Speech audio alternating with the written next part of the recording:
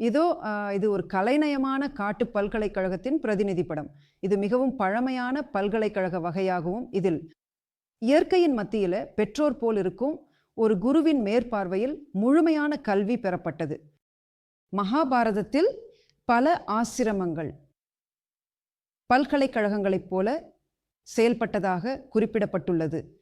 அதாவது சௌனகன், கண்வன், வியாசர், வசிஷ்டர், விஸ்வாமித்திரர் ஆகியோரின் ஆசிரமங்கள்.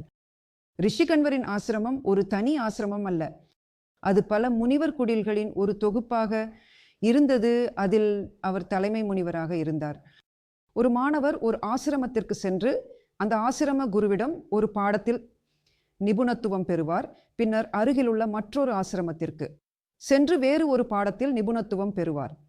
இவ்வாறு அவர் பல்வேறு ஆசிரமங்களுக்கு சென்று தனது பட்டப்படிப்பை முடிப்பார். அது அந்த காலத்தில் செயல்பட்ட முறையே அது. அவர்கள் அந்த காலத்தில் இருந்த அனைத்து கல்வி பிரிவுகளிலும் நிபுணர்களாக இருந்தனர். வேதங்கள், யாக்யா தொடர்பான இலக்கியங்கள், தர்க்கம், இலக்கணம், கணிதம், விலங்கியல், இயற்பியல், மருத்துவம், இன்னும் பல.